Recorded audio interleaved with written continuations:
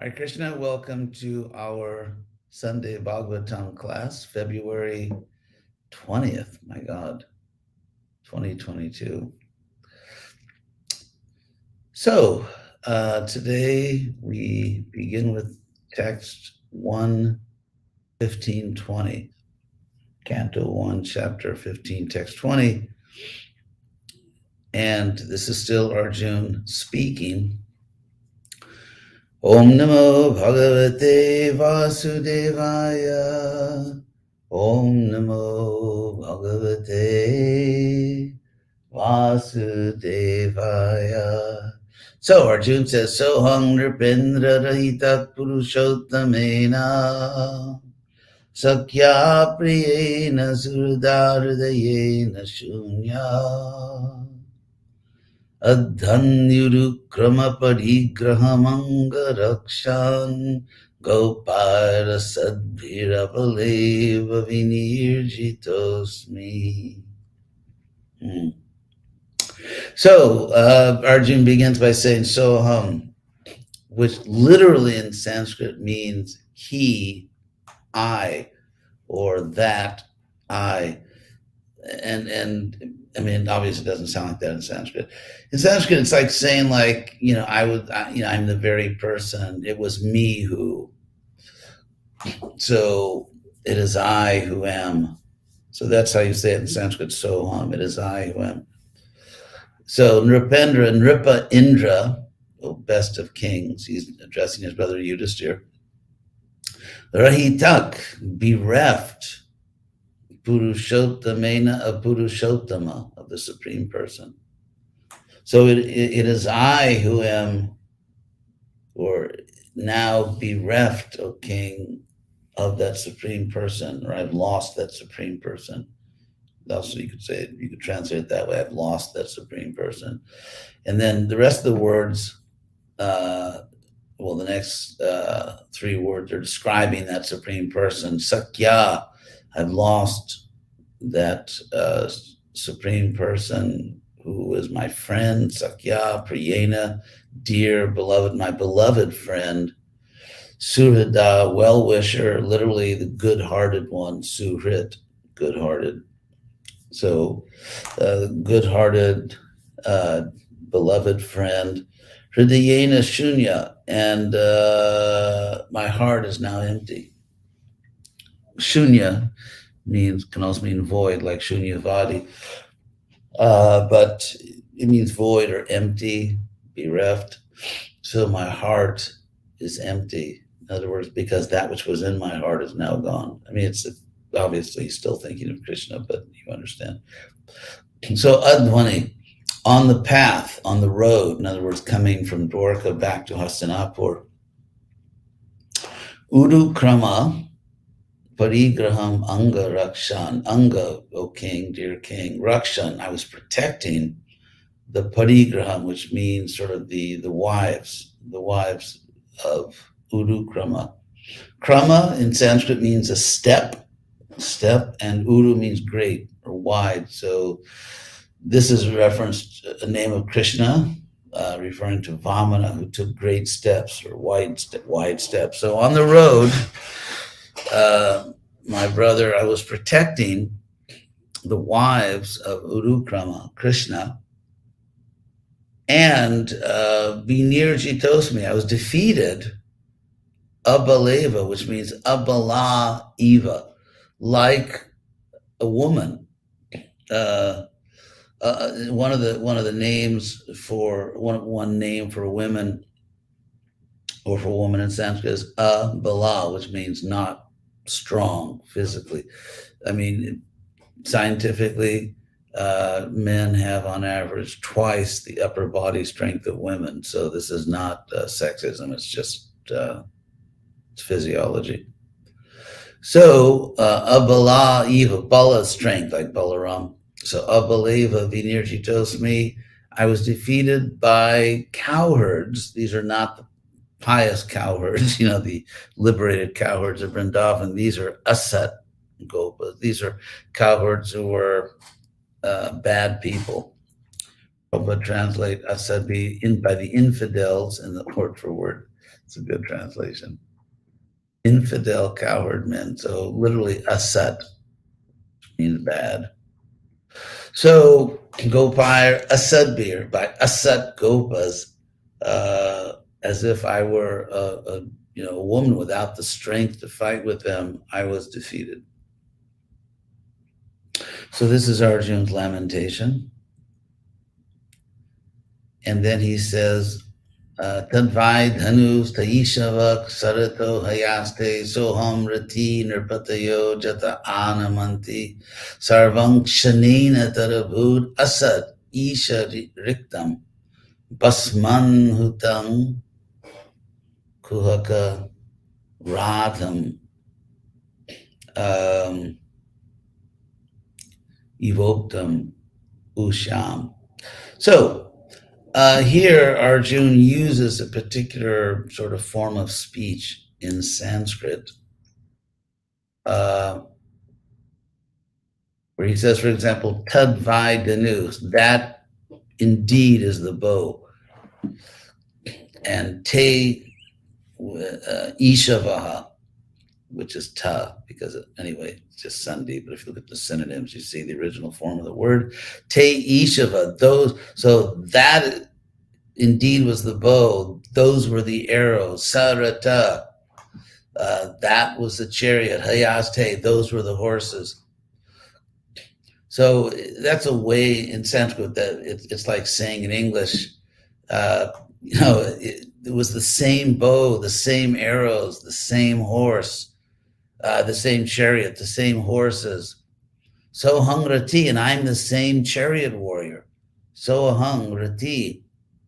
Nripayo Jata Namanti, the same chariot warrior to whom kings bow down. So Arjun was not a king, he was a prince. But Nirpatis, literally lords of men, it's a word for king. So I'm the same chariot warrior to whom kings bow down.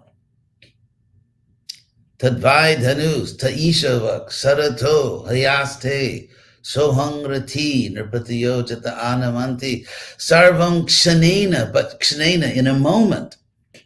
Sarvam tadabhud asat, all of that became asat. So let's look up the word asat since it keeps coming up.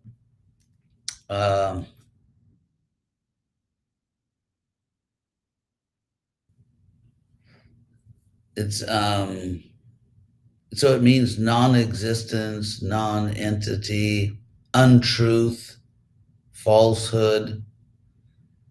So it all became false. It all became like, my great reputation, my power, it all just became nothing suddenly. And so really in Sanskrit, that's how you would say it all became nothing. Asat, non-existing, so nothing. So it all became nothing. Sarvam in a moment. Sarvam shanena tadabhut asad isha riktam, because all of those things were my strength, all that was bereft of the Lord. Isha riktam. Rikta means empty of, in other words, like devoid of, destitute of, without. So that's rikta.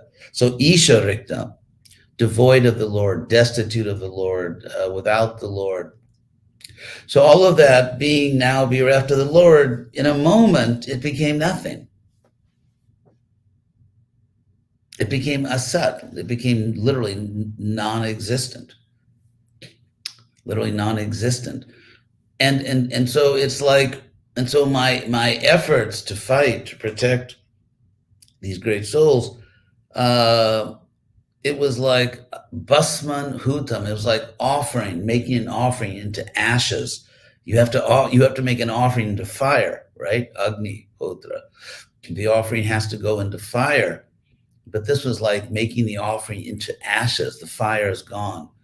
Kuhaka radham. Kuhaka radha means, or it was like something which is created simply by a trick, by magic. It's not really there.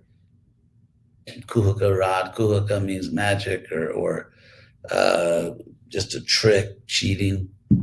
So Eva, or uptam usham, or like sowing seeds, like throwing seeds into barren ground, into land which is just barren, in which nothing will grow. Very powerful, poetic, beautiful verse. Tadvai dhanus taishava sarato hayaste sohangrati nirpatayo jata anamanti sarvam kshanena tadabhud asat isha riktam basmanhutam kuhakaradam evoktam usham. So this is, you could say, not controversial, but it's like really, like, how could that happen? How could Krishna's queens be stolen by bad people? So therefore I'm going to read Prabhupada's purport to this verse. Let's see. Actually, he doesn't talk about that, about the fact that queens were stolen. But elsewhere in the Sri Chaitanya Charitamrita, it is said, Krishna's Kaviraj said that the acharyas accept this story as an illusory story. And in fact, it was Krishna himself who came as these people. So Krishna was actually taking back his own queens. Obviously, no one else. Oh, and the past verses purport. Nanda Leela to the rescue again. So I'll read it from the previous verse purport. The important point in this verse is how it was possible that Arjuna could be defeated by a gang of ignoble cowherd men, and how such mundane cowherd men could touch the bodies of the wives of Lord Krishna who were under the protection of Arjuna. Srila Vishwanatha Chakravarti Thakur has justified the contradiction by research in the Vishnu Purana and Brahma Purana. In these Puranas, it is said that once the fair denizens of heaven pleased Ashtavakra Muni by their service, heavenly ladies, and were blessed by the Muni to have the Supreme Lord as their husband. Ashtavakra Muni was curved in 8 joints of his body, and thus he used to move in a peculiar curved manner. That's what it means. It means like Ashta is 8, so 8 bent in 8 ways, Ashtavakra. The daughters of the demigods could not check their laughter upon seeing the movements of the Muni, and the Muni, being angry at them, cursed them that they would be kidnapped by rogues, even though they would get the Lord as their husband. Later on, the girls again satisfied the Muni by their prayers, and the Muni blessed them that they would regain their husband even after being kidnapped by the rogues. So in order to keep the word of the great Muni, the Lord himself kidnapped his wives from the protection of Arjuna. Otherwise, they would have at once vanished from the scene as soon as they were touched by the rogues. Besides that, some of the gopis who prayed to become wives of the Lord returned to their respective positions after their desire was fulfilled. After the departure of Lord Krishna, he wanted all his entourage back to Godhead, and they were called back under different conditions only. So that is the explanation. I will read one more verse. Let's see. The double verse, which is Rajang Stoyanu Prashtanam Suhridang Naksuhritpate. I'm sorry, Suhrit Pure Viprashapa Vimudhanam Nignatang Mushti Mitaha Varuning Madirang Pitwa Madon Matita Chetasam Ajanatang Ivanyonyang Satu Panchavashishita. So the powerful verse, and to really get the power of this verse, you have the translation. I'm going to translate it in the order because the verse has a dramatic structure to it. And so I will translate it literally in order, each line in order, and then at the end is the dramatic ending. So to preserve that poetic power, here's the verse in literally in the order of translation. Rajans, O king, Tvayanu prishtanam, concerning those about whom you were asking. And prishtanam would be about whom you asked. This is anuprishna, you have been asking. In other words, continuously asking. Rajan, concerning those about whom you have been asking. Suhridang, our dear friends. Suhridangnak, Suhrid Pure, in the city of dear friends, meaning Dwarkas. This is very, very beautiful. Suhridang, of the Suhrids, of the good-hearted dear friends of us, of ours, not Suhrid Pure, in the city of good friends, the city of dear friends, Suhrid Pure, Viprashapa Vimudhanam. You asked about those who were bewildered by a Brahman's curse, Viprashapa Vimudhanam, about those who Nignatang Mustibir Mitaha, who were striking each other with their fists. Nignatam means about those who were striking mita, each other, mushtibi, with their fists. Varuni Madirang Pitwa, having drunk the Varuni beverage. Madon Matita Chetasang, those whose minds, Chetasang, were unmatita, completely disturbed by this liquor. And Ajanatam, Ivanyonyam, and those, you asked about those who did not recognize each other. So about those people, Chatu Panchavasheshita, 4 or 5 are left. In other words, they're all dead. It's a very powerful, very dramatic verse. It's actually one Sanskrit sentence. So again, I'll read it. Rajang Tvayanu Prashtanang Suhridang Nak Suhrit Pure Viprashapa Vimudhanam Nignatang Mustivir Mitak Varuning Madirang Pitwa Madon Matita Chetasang Ajanatang Ivanyam Yang Chatu Panchavashishita. Very powerful verse. Ajanatang, not recognizing, not knowing Eva, as if not knowing Anyonyam, each other. Very moving, very powerful verse.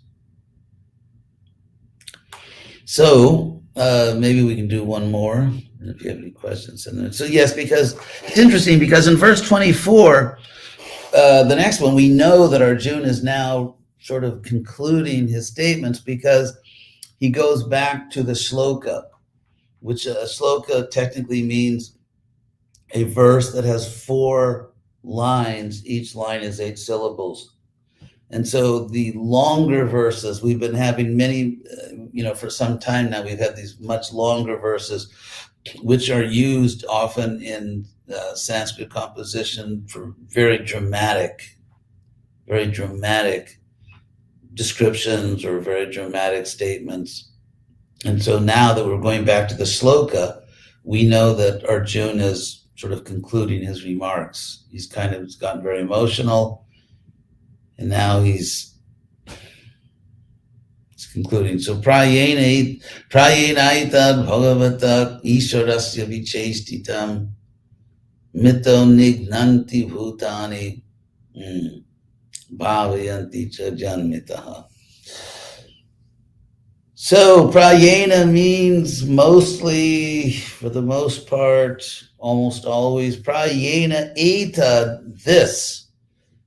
Really, generally, you could say generally, this is vichestitam, the action, the doing, the activity of the Lord, the controller. Bhagavata means of the Lord, Ishwarasya, who is the controller of God, of the Lord God. Or actually, it's also literally, you could translate it generally, this is the pastime, the action of the Lord God.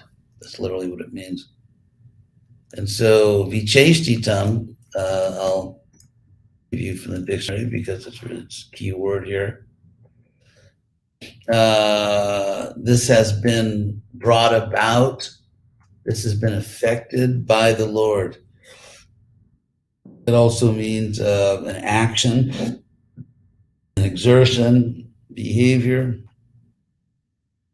So you could say generally this has been brought about by, or this is the action of the Lord God. Mito nignanti bhutani, the creatures strike down each other, literally. The creatures strike down each other. Bhavayanti chajanmita, and they help each other. They help each other. They, Prabhupada translates bhavayanti, protect one another. They cause each, literally cause each other to flourish. So they, this is generally the action of the Lord, brought about by the Lord. The living beings mutually strike each other down or raise each other up, in a sense.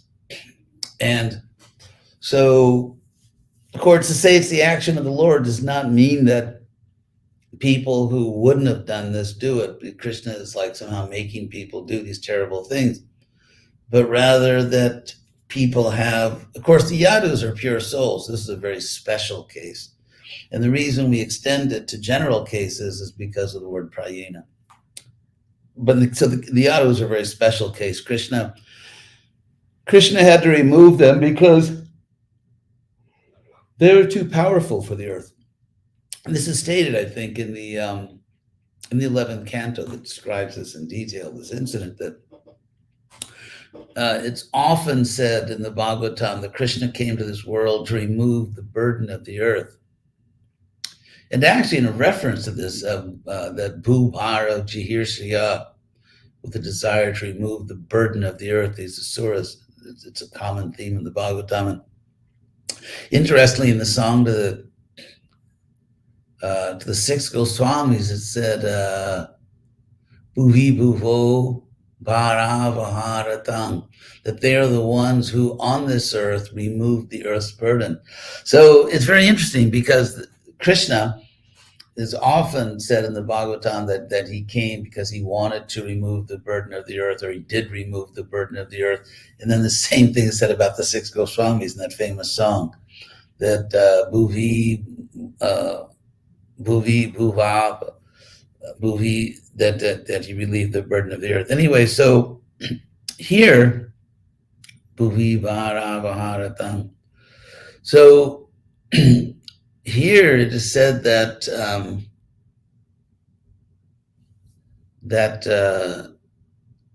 I'm sorry, in the 11th canto, where it describes his pastime in detail, it said that Krishna noticed that I came to the world to remove the burden of the earth. I did remove the earth's burden by either personally killing or having killed all these asuras, but now the Yadas themselves are a burden.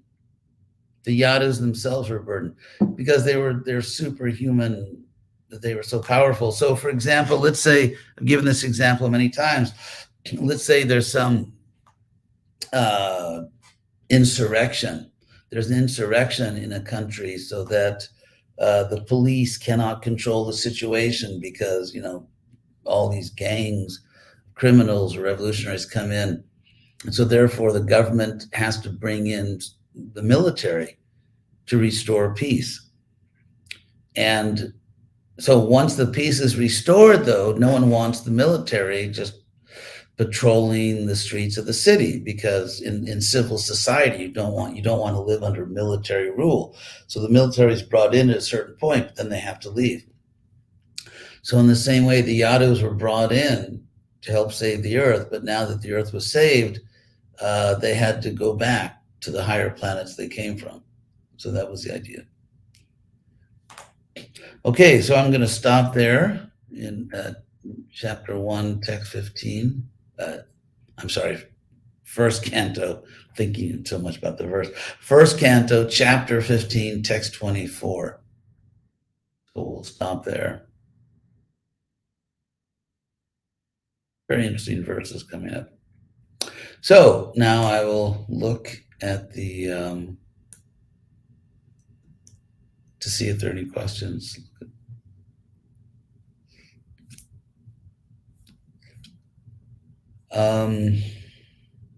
Thank you all again for your comments.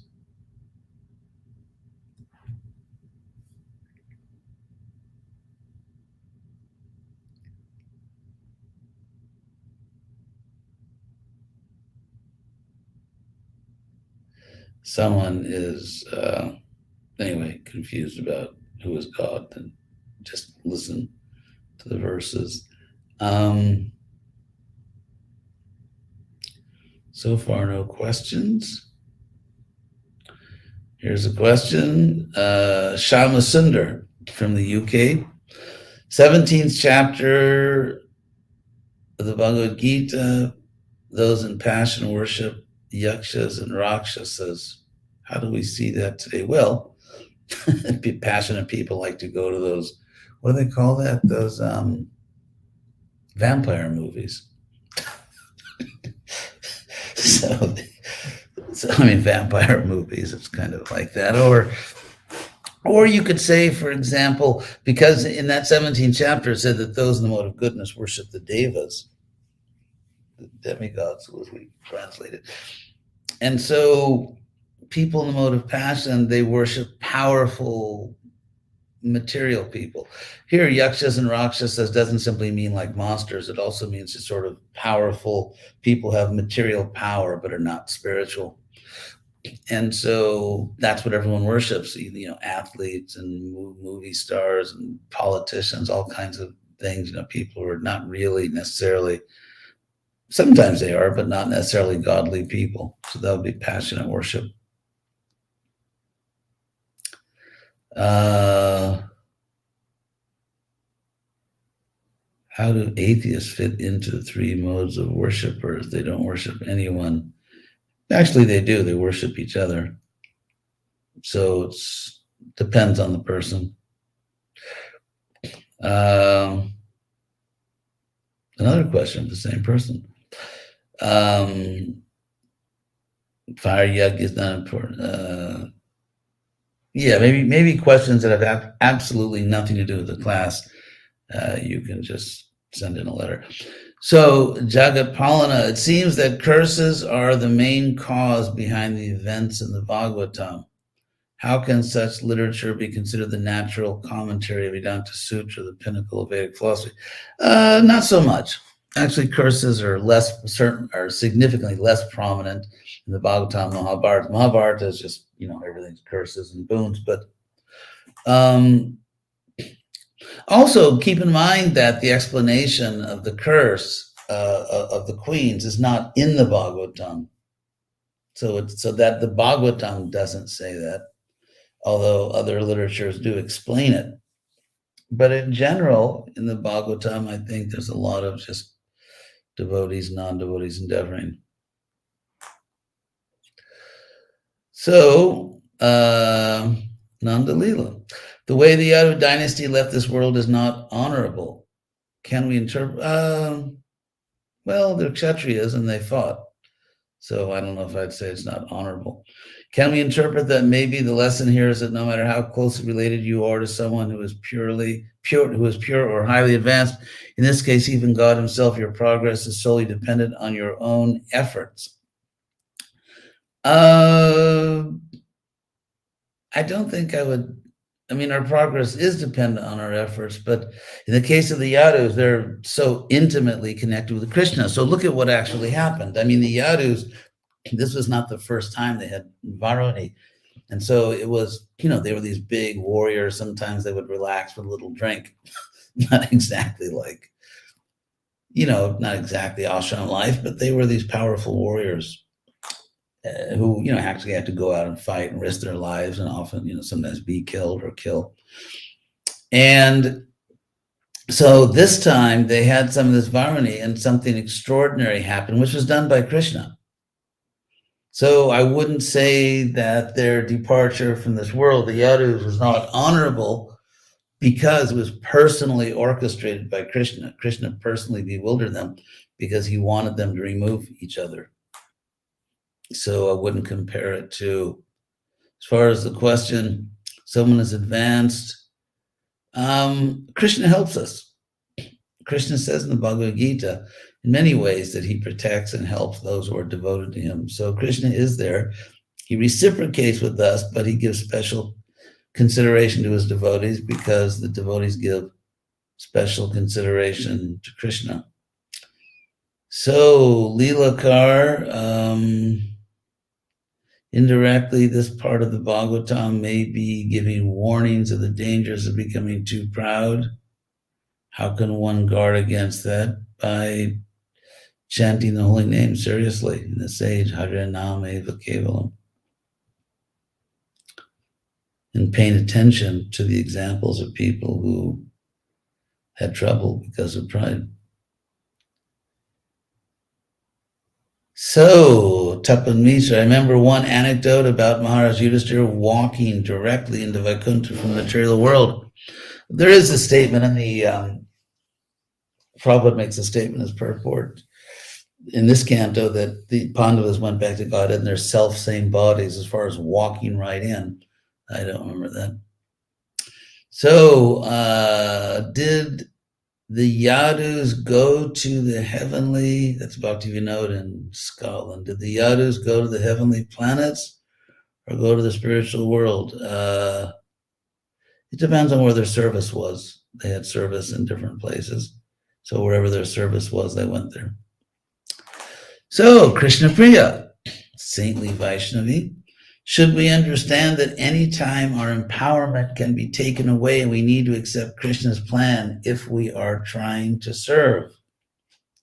Absolutely.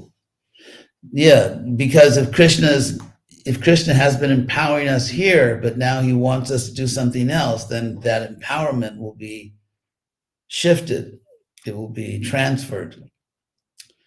Because if someone is really surrendered to Krishna, they will always be empowered, but to do different things. You, at a certain point in your life, you may be empowered just to chant Hare Krishna purely, or, I mean, all kinds of things. So in a sense, we have to be alert to see where Krishna is empowering us.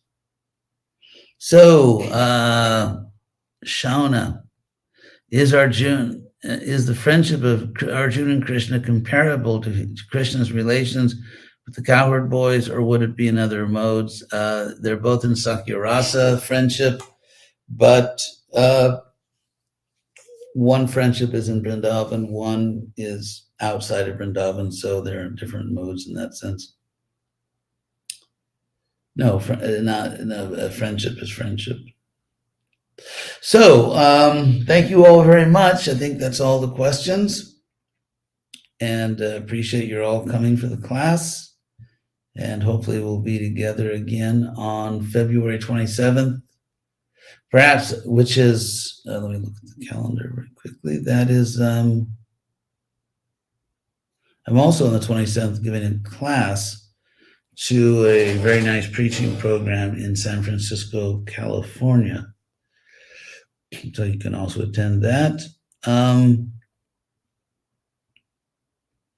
Tomorrow is Bhaktisiddhanta's Parents' Day.